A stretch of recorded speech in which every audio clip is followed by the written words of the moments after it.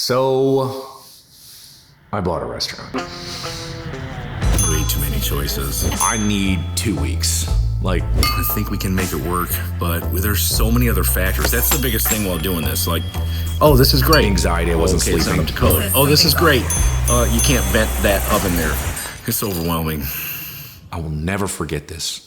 I found any server attire, black pants, white shirt, bow tie, tie, anything to do with the restaurant industry, I found it. I gathered it and I put it in the trash, and I told myself I would never ever get involved in this industry as long as I live. I'm not doing this anymore. I got started in the industry back when I was 13 years old. My dad had a buddy who owned a restaurant, and he asked if I wanted to be a dishwasher. And thinking, okay, I'm gonna be the only 13-year-old with a job, I said yes. Really quickly into there, I immediately fell in love. When I saw them kind of their finished plate put in the window, it just looked like a painting.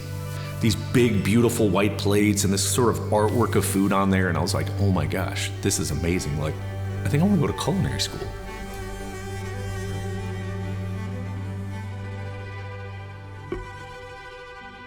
Yeah, the restaurant scene in Crown Point, it's quiet. I mean, it's a smaller town. I think there's 40,000 people that live here. A lot of the same sort of restaurants, a lot of that sort of gastro pub, gourmet hamburgers, cheeseburgers, things like that. And then there's some restaurants that, for some reason, they try to do everything. They've got a menu of pizza, tacos, and sushi. There are definitely some solid restaurants, and obviously there's some great chefs here. I actually met a local kind of hometown hero chef, Chris Pappas, through a mutual friend. We'll call him C for now, because I'm not sure he wants to be named. And C, I connected with because his wife was a real estate agent when we moved to Crown Point. They were having a big 4th of July party, and we were stuck in a hotel, and I text her. I'm like, hey, is there anything going on? It was 4th of July week. It was actually my birthday. She responded, well, why don't you just come over? And I remember showing Lindsay, my wife, I'm like, I don't even know these folks. How nice is this? I just was blown away. Well, that was one of the things that made us fall in love with Crown Point, is that really small town feel and people care for each other. So anyways, we're at this party. I'm talking to her husband, C, and he's doing commercial real estate. He even said oh man, we'll totally do something together. I know we will. He'd have these big parties, and always had a chef kind of cater it, and that chef was Chris Pappas. And the food was always awesome. And then I heard about his restaurants. He has 4 restaurants here, 5 restaurants here, 6. And the food was phenomenal. Got to know his backstory. Went to the CIA in New York. Worked at some incredible restaurants all across the country. I'm like, he worked at way better restaurants than I did, and went to a way better culinary school than I did.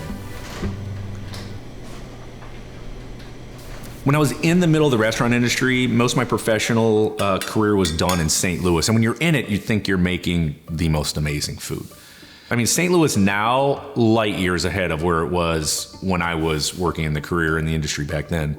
When I look back at it, I'm like, the food wasn't anything that's earth-shattering by any stretch compared to Chicago, New York, San Francisco, places like that. But until, of course, I moved to Chicago, and I look back and I'm like, I'm scared to tell my chef friends that I actually chefed in St. Louis, because in the early 2000s, it was how high could you stack your food?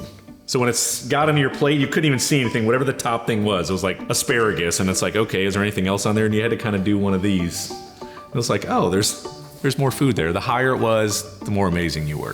When I first moved here, C was in the middle of building a restaurant in downtown Crown Point, and it was called Ricochet. And it was sort of this fusion-y taco kind of place. There was one in Valparaiso, and they were bringing one here. It's always been a pretty solid place. It's definitely not Mexican food. It's definitely more fusion, that kind of buffalo cauliflower taco, the ahi tuna taco, definitely more fusion type of food. But I always look at restaurants like that don't have this super strong identity. And I always wondered, even though the food was solid up front, can this last? Can this be a 15, 20-year restaurant? I don't know. I don't know.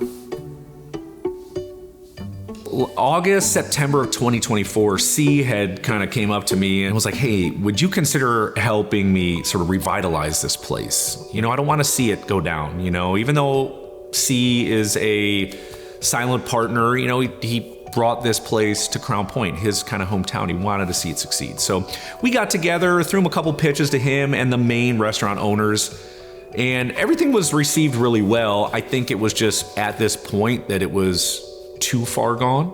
I don't think they could save it. So January of 2025, C called me and he was like, hey, Ricochet's probably not gonna make it. Do you want it? And I'm thinking to myself, like, not sure I want a fusion taco place. Like, no offense, like, just not sure I want to do that. And he's like, well, you can do whatever you want there.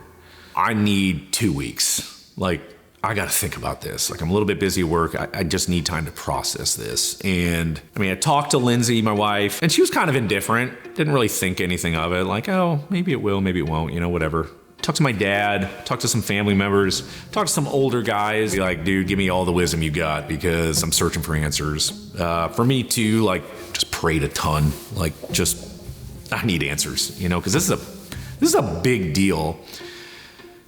The restaurant industry is so hard. I started to have a lot of doubt and regret, anxiety. I wasn't sleeping. It's almost too hard to explain unless you've had some sort of idea of working there or know people close that work there and they can tell you how hard it is. Mentally, think about it, you're on for 10 to 14 hours a day. Your brain is just going, lining things up all day. Physically, I remember how bad my feet would just kill, plantar fasciitis, lower back. Your legs are destroyed, you're burnt, you're cut. Socially, working when everyone else is not. Those thoughts from my past experiences of extreme burnout, that all started rushing forward. I would wake up in the middle of the night and just think of like, oh my gosh, I remember this story. We got a little busy one night at a restaurant and the owner was there and we kept telling him like, go, we got it. Man, we maybe had like 70 covers, not anything we couldn't handle. Go. And he missed his kid's high school graduation. I remember that feeling in that moment, like, oh my gosh, my dad saw me play baseball. He saw me swim. He saw all those things. And I thought like, am I gonna miss all that if I have a family? Am I not gonna have that opportunity? And that night, I remember that night after he didn't go, like that hit me like, I can't do this industry anymore. I can't do it. I literally enrolled the next day in college and left 3 months later to get out of the business. I was an alternate on Food Network Star 6 back in 2009. I missed it by one spot. And that rejection call just like killed me. It killed me. And they said no.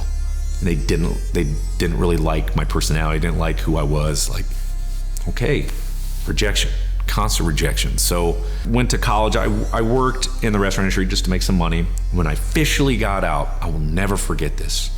I found every chef outfit I ever had, all the pants, the chef coats. I found any server attire, anything, black pants, white shirt, bow tie, tie, anything to do, apron, anything to do with the restaurant industry. I found it, I gathered it, and I threw it in a trash bag, and I put it in the trash, and I told myself I would never, ever get involved in this industry as long as I live. I'm not doing this anymore. It was very weird. We had some friends over on New Year's Eve this last year, Rachel and Jeff, and they're like, gosh, you should really open a restaurant in Crown Point. And I'm like, really? Another good group of friends were there, Julie and Justin, were like, we've been thinking and saying the same thing forever. Like, you need to open a restaurant. My buddy Tony, he's been telling me for the last 3 years, dude, you got to do a restaurant. You have to do it. You got to do it. And even my buddy Dimitri, a guy I used to work with, he even said, he's like, it's something that you shouldn't do, but it's something you need to do. As someone who is a creative and the opportunity to kind of share that creativity with others, that first call, like, I was stoked, super excited, and just thought to myself, like, dude, I could own a restaurant. Like, oh, that's cool.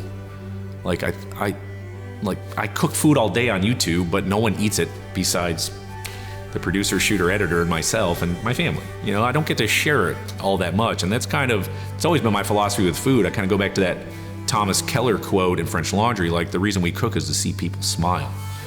Growing up in a family that just always cared about food that's just always around. There's just something about it that's comforting. Everyone's at the table, everyone's loud, someone says a prayer, and then it's silence for at least 10 minutes while everyone's kind of shoving food in their mouth. And that's when you know it's good, right? And then all the great conversations happen after that. And it's really every single holiday, every single get together, it's the same thing. It's been going on my entire life. Man, to just be able to do it on a mass scale and actually have people eat your food. You know, one of my favorite chefs that I ever worked for, Chef Daniel Plisko, I talked to him maybe a year or two ago, and we were talking about the restaurant industry in general, and he was saying, you know, very few jobs are as gratifying as being a chef. It's extremely gratifying when it's done and when it's done well. YouTube stops when my family eats the food, and then there's nothing else after that. There's an itch that still needs to be scratched in my life. And when you're able to feed people in a restaurant and see those smiles and hear that same silence, you know, that my family does every time they start eating delicious food, like wanting to recapture that every single day, like it's really exciting. And right now at this point, the way that I'm going to fulfill all this is through Parisi's restaurant.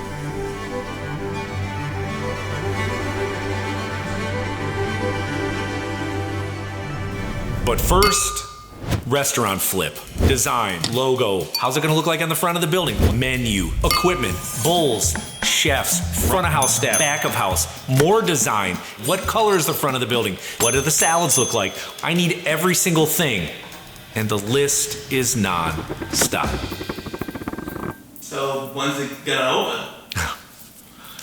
Just gonna have to wait and see.